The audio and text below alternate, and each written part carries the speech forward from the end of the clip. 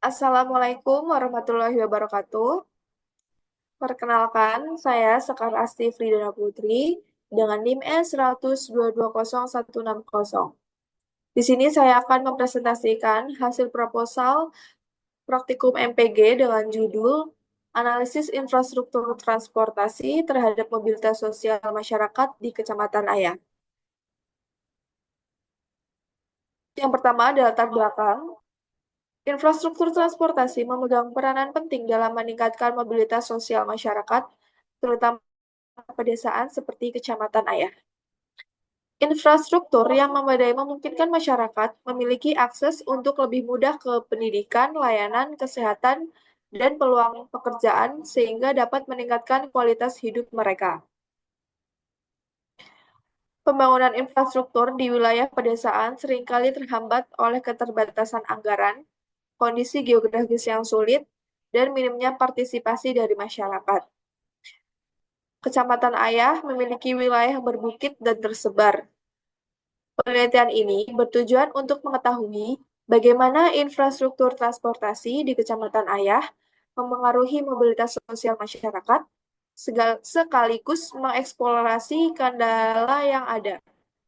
Diharapkan, hasil penelitian ini dapat memberikan rekomendasi yang tepat untuk mendukung pengembangan infrastruktur yang lebih baik, inklusif, dan bermanfaat bagi masyarakat. Kemudian ada rumusan masalah. Yang pertama, bagaimana infrastruktur transportasi masyarakat yang berada di Kecamatan Ayah? Yang kedua, bagaimana mobilitas sosial masyarakat di Kecamatan Ayah? Yang ketiga, bagaimana pengaruh infrastruktur transportasi terhadap mobilitas sosial di Kecamatan Ayah? Kemudian ada tujuan penelitian. Yang pertama, menganalisis infrastruktur transportasi masyarakat di Kecamatan Ayah. Yang kedua, menganalisis mobilitas sosial masyarakat di Kecamatan Ayah.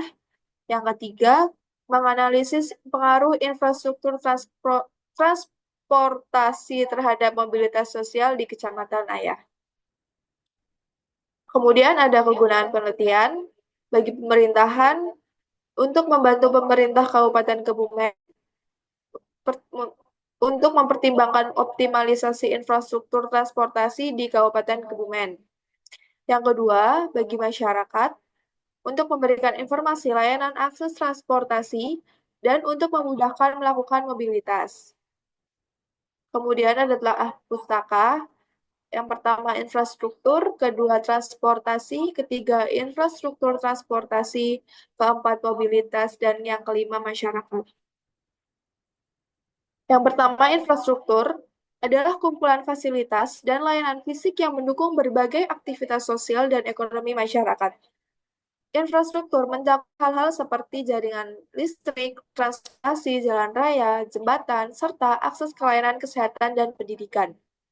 Yang kedua, ada transportasi, adalah suatu sistem yang terdiri dari sarana, prasarana, dan aktivitas yang digunakan untuk memindahkan barang, orang, atau informasi dari satu tempat ke tempat yang lain dengan tujuan mendukung aktivitas sosial, ekonomi, dan budaya. Yang ketiga ada infrastruktur transportasi, merupakan fasilitas fisik yang dirancang untuk mendukung perpindahan barang, jasa, dan manusia. Infrastruktur ini meliputi jaringan jalan, rel kereta api, sungai, bandara, dan sebagainya. Pada infrastruktur ini memiliki peran penting dalam melakukan mobilitas dan mendukung aktivitas ekonomi serta dapat meningkatkan kerjasama atau koneksi antar wilayah. Yang keempat ada mobilitas. Mobilitas sosial adalah perpindahan individu atau kelompok orang dari satu tempat ke tempat lain. Perpindahan ini dapat diartikan sebagai tempat ataupun status perpindahannya. Dan yang terakhir ada masyarakat. Masyarakat adalah sekelompok orang yang tinggal bersama di suatu tempat tertentu dan terikat oleh norma, nilai, dan hubungan sosial yang memungkinkan mereka bekerja sama untuk memenuhi kebutuhan ekonomi, budaya, dan politik. Dan kemudian ada penelitian sebelumnya. Di sini saya mengambil satu contoh judul penelitian sebelumnya dari Ari Ananda Putri dengan judul Pengembangan Infrastruktur Transportasi Berkelanjutan di kawasan perdagangan Cokro Aminoto sebagai bentuk kontribusi kota humanis, dengan tujuan merencanakan konektivitas infrastruktur transportasi berkelanjutan terkait terkait fasilitas parkir dan pejalan kaki untuk mewujudkan sistem transportasi ramah lingkungan dengan menggunakan metode survei kuantitatif. Dan hasilnya itu relokasi parkir dari sistem on-street of off-street di Jalan Cokroaminoto meningkatkan kinerja jalan hingga 63% dengan peningkatan kecepatan perjalanan sebesar 79% dan penurunan kepadatan lalu lintas. Fasilitas pejalan kaki yang mendukung seperti trotoar dan pelican cross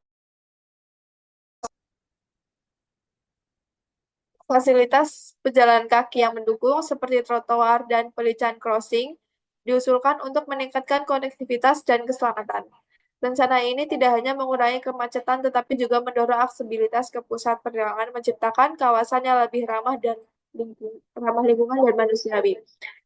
Di sini persamaan dari judul saya yang saya tentukan yaitu sama-sama mengetahui bagaimana infrastruktur transportasi yang berada di suatu daerah dan hal yang membedakan itu saya menggunakan penelitian saya untuk mengetahui terkait bagaimana warga masyarakat di Kecamatan Layah itu lebih memilih di antara transportasi untuk mengarah ke Kabupaten Kebumen ataupun ke kabupaten yang lain.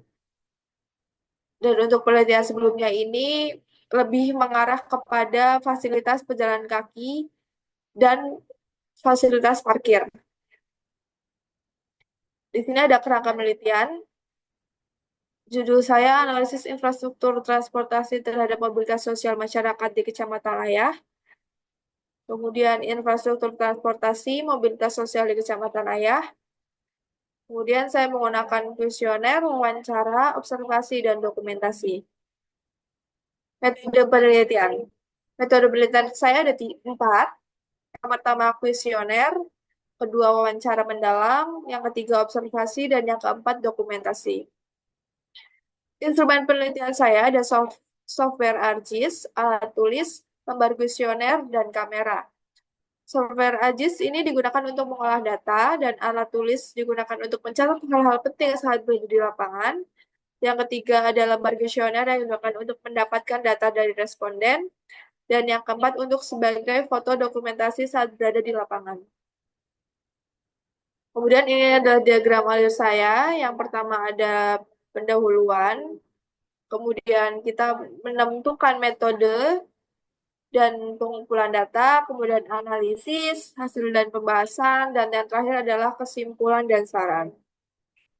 Sekian presentasi dari saya, kurang lebihnya mohon maaf. Wassalamualaikum warahmatullahi wabarakatuh.